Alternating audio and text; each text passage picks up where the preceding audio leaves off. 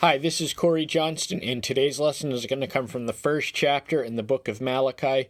Malachi is the latest chronologically written, and it also appears as the final book in the Old Testament. It was written approximately around 430 BM before Messiah.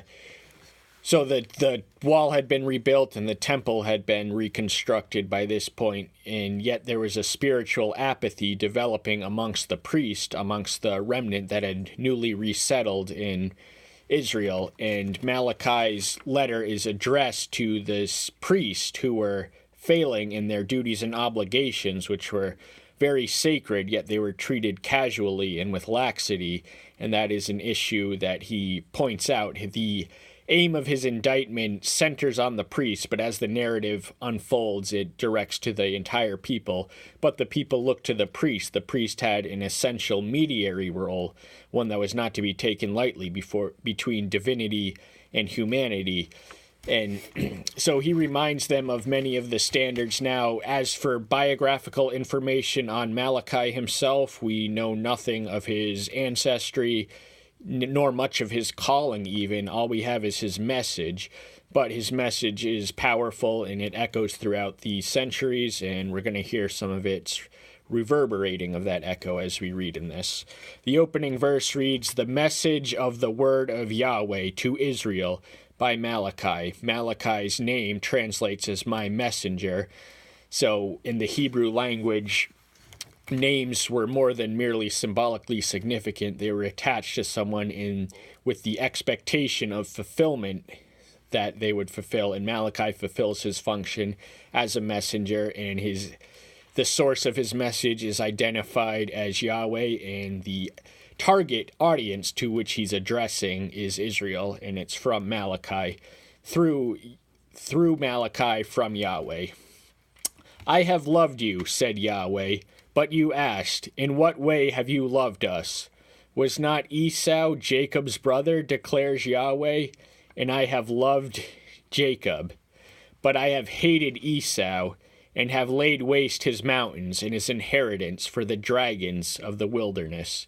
Now, at face value, at the surface in the English language, the word hate strikes us as seemingly out of place. After all, Yahweh did bless Esau, who was the brother of Jacob, both sons of Isaac, and the chosen nation of Israel sprang from Jacob's loins, but Esau formed the nation of the Edomites, who were historically their neighbor, but they did not survive the Babylonian conquest. They would have been swallowed up by the common conqueror, yet Israel survived as a nation. So a lot of these nations we read about in the Bible are no longer with us, yet Israel still stands, and that is because they are an object of divine love and affection. They have overcome struggles and endured trials which literally break the imagination to even think about fathoming, and it is all because of the love. They were created for a purpose, and they still have a very central,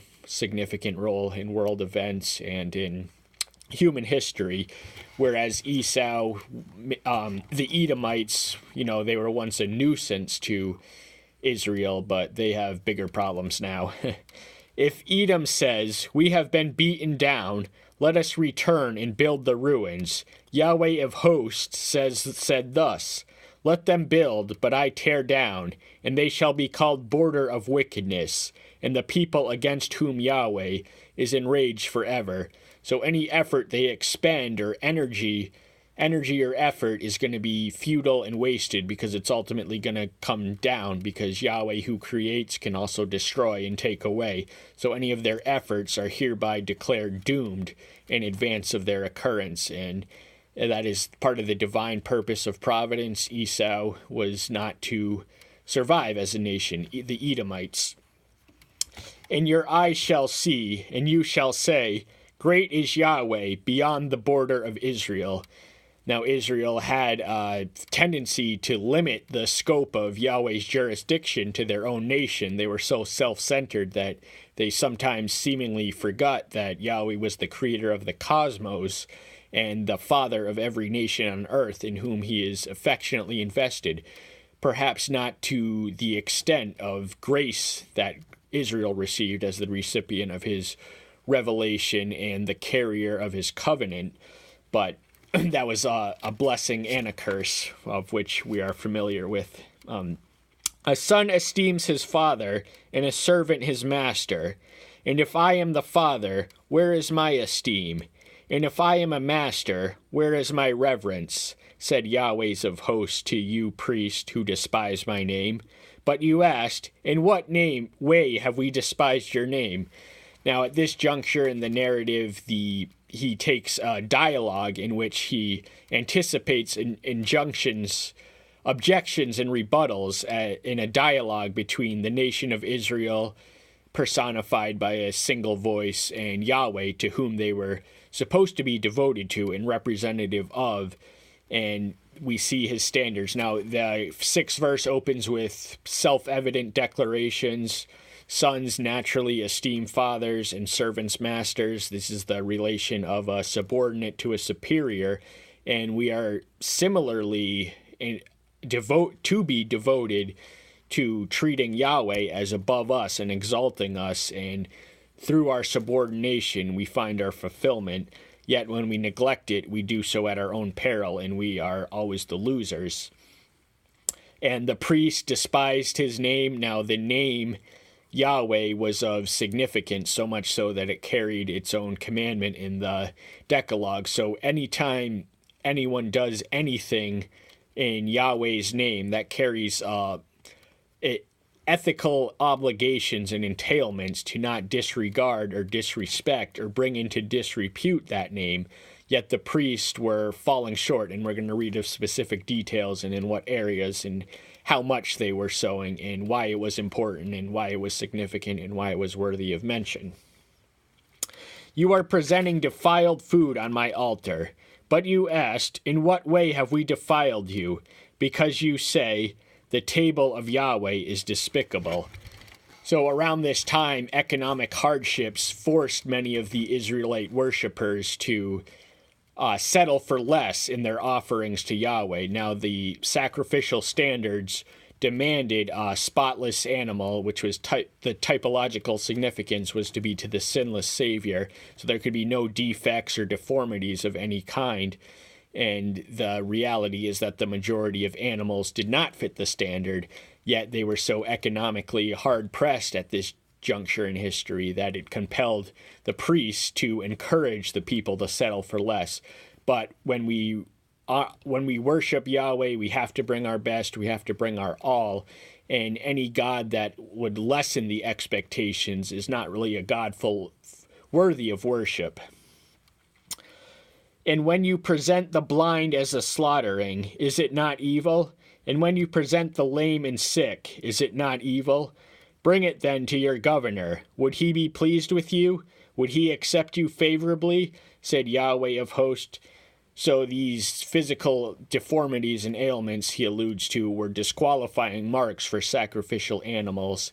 And now a governor is someone who we can picture and have an immediate cause and effect of serving him defiled food. And how does it think of Yahweh? Now, Yahweh is not a physical being. He does not require food for physical sustenance, yet he is a spiritual being who delights in the act of faith, which is represented by following the physical specifications to the letter to his honor, and that we have to bear in mind. So he's using a human analogy to magnify what Yahweh might conceivably be feeling at these rejectful sacrifices.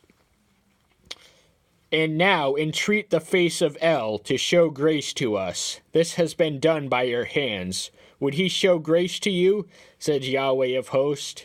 Who among you would shut the doors so that you would not kindle fire on my altar for naught? I have no pleasure in you, said Yahweh of hosts, nor do I accept an offering from your hands. Now, the expectations for which he was to receive were laid out in the Mosaic law, primarily in the book of Leviticus, and there were specific animals for specific functions who who atoned for specific sins, yet they were all more or less held to the same standards of being free of any physical defilement. And this was rejected, and he asked the rhetorical question, would you accept something so unacceptable were you in knowing what you did it? Yet we think we can trick or deceive the Father when he knows his very heart. So it's really a foolish game that we play when we treat an invisible entity as if he cannot see, because he sees all. For from the rising of the sun, even to its going down, my name is great among nations, and in every place incense is presented to my name, and a clean offering for my name is great among nations, said Yahweh of hosts. So he's claiming his all-encompassing sovereignty, which extends not beyond the borders of Israel, not just to Israel, but his name is exalted in every nation. Now this also looks forward to a future time when the Pan-National Assembly, but it resonated from its point of origin in the prophecy, which the prophecy had a foreboding of the future. But you are profaning me, in that you say, the table of Yahweh is defiled, and its food is despicable. So these rotten foods and deformed animals were not merely negatively received, but revoltingly so. He could not stand or accept or even consider accepting them as legitimate sacrifices. The outlines and obligations and explanations are clearly entailed throughout the Mosaic Law, and the warnings for ignoring them went unheeded, and he's also reminding them of some of the consequences of disobedience. So the prophecies are very much reiterations of the Mosaic covenant. Nothing in it deviates from anything outside of the Mosaic covenant. The prophets were enforcers of the covenant. They had to remind people of their obligations they owed to the covenant. And you said, "Oh, what weariness," and you sneered at it, said Yahweh of hosts. And you brought in plunder, and the lame, and the sick. Thus you have brought in the offering. Should I accept this from your hand? Said Yahweh. This is a rhetorical question. After all they had been through, how could they expect him to suddenly, on a whim, change his mind and suddenly find these abominations acceptable? And but cursed be the deceiver who has a male in his flock, and makes a vow, but is slaughtering to Yahweh what is blemished. For I am a great king, said Yahweh of hosts, and my name is feared among nations.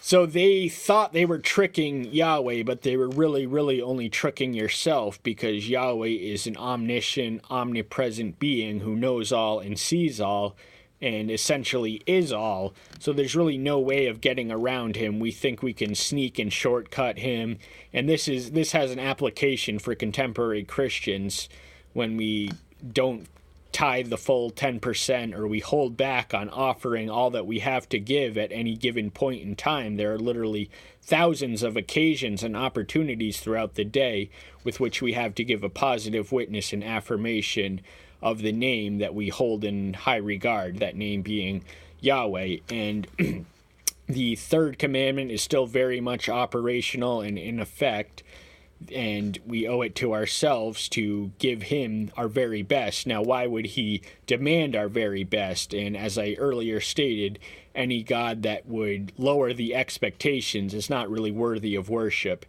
Our deity of worship is the conceivable embodiment of moral perfection and absolutely perfect in essence and attributes, and we really owe him our all. And even though we cannot give him our all, we are to strive to endeavor to give what we can of our all.